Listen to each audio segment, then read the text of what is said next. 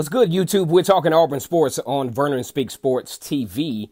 I want to give a shout out to my fearless and true gang, War Eagle. Let's go ahead and get the comment section active. I get a lot of great information from you guys. You all are very knowledgeable, and I can tell that you all absolutely love Auburn football.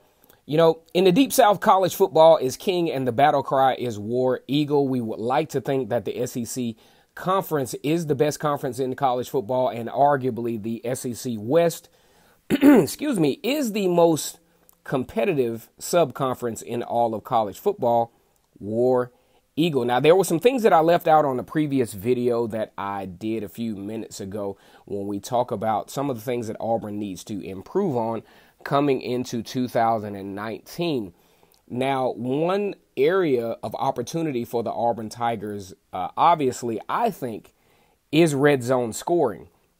Because when you look at over the years, especially once Gus Malzahn decided to not call plays for the Auburn Tigers, things got a little different, especially when it came to red zone scoring.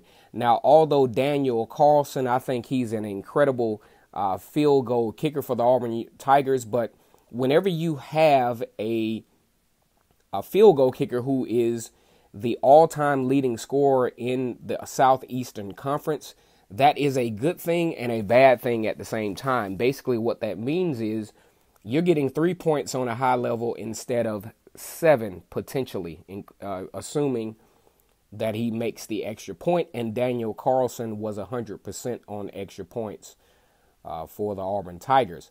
So, fast forward into 2019, you know, that's something that the Auburn Tigers will definitely have to improve on. Once you get inside of the red zone, you have to score touchdowns. I look back on several opportunities for the Auburn Tigers, especially when I think about the Clemson game in 2016, where Auburn had some opportunities in the red zone but did not take advantage. The defense did an incredible job of creating opportunities. I remember specifically a young man who is still on this Auburn football team, which I think the reason why I think experience will be accentuated this year. Jeremiah Denson recovered a fumble that was created deep in Clemson territory, which led to a field goal. And if we look back at that game, a touchdown on that occasion would have made a huge difference. I want to give a shout out to the fearless and true gang. Let's get active in this comment section. War Eagle. So I even think about the Washington game from 2018. We're looking at an opportunity to where this game could have been well in hand going into halftime if red zone scoring converted to touchdowns early in that game. You're looking at a possibility of Auburn being up on Washington at least 2 touchdowns going into halftime if red zone scoring touchdown-wise would have been executed. So that's something that we have to look at going into the 2019 season. Also, I think another area that I missed on the previous video is the defense's ability to get offenses off the field. When you have third down and more than 5, you have to execute getting those guys off the field, which contributes to more reps for the defense, especially when you talk about the rigors of the SEC. You know, I want to see more 3-and-outs from the Auburn Tigers defense this year, continuing drives because of, you know, 3rd down and 7, not executing. Getting those guys off the field will become costly down the stretch, especially when you look at the late September, October stretch for the Auburn Tigers schedule-wise.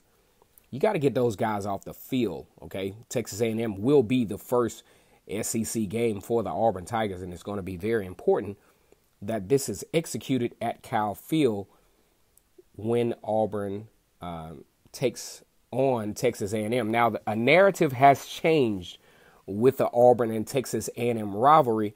Usually the away team wins. As it turns out, an interception by Noah Igbenogany changed that narrative to where since Texas A&M's inception into the SEC conference, the home team in that rivalry that has developed. I love the Texas A&M rivalry because I actually had the unique opportunity to travel to Nacogdoches, Texas, which is really not that far from College Station. And I realized from a proximity standpoint that the Texas A&M inception into the SEC actually made sense as far as distance goes.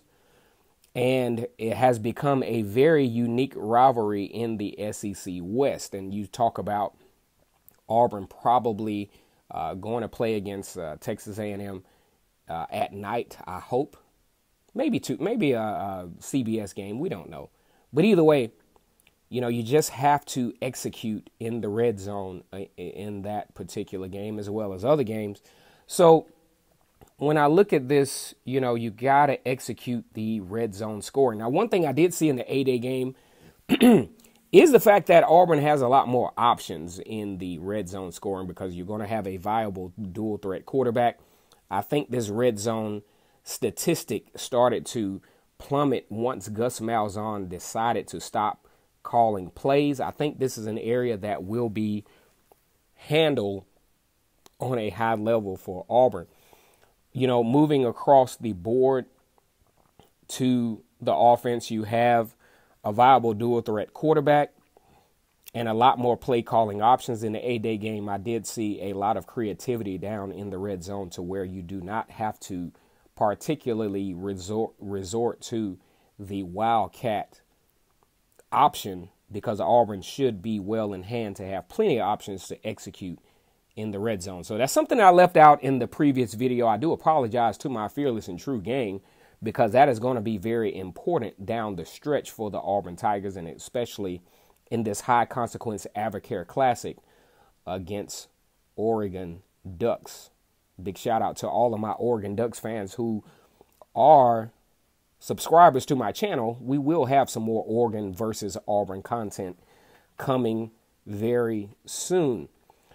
Like I said before, whenever you have a place kicker who is the all-time SEC leading scorer, that is a problem because 7 points is a lot different than 3 points. You talk about that particular stat, I would say arguably is the difference between Auburn executing a 10-win season versus a 8-win season on last year. You got to get that red zone scoring going for the Auburn Tigers. And I also like to reiterate that Auburn needs to have a 1,000-yard rusher this year, and I think that will be executed under the Gus Malzahn called offense this particular season. Like I said before, once again, it's K-Stu to go for Vernon Speak Sports. We're talking Auburn football like no one else does on this channel. Like, comment, and subscribe to the content. Let's get this comment section active. We welcome all SEC fans to join the conversation. As always, in the Deep South, it is all about Auburn War Eagle. I want to give a shout out to the Facebook page on Facebook with Devin Dawson and all those guys over there. Mike Willis over at Tiger Talk War Eagle.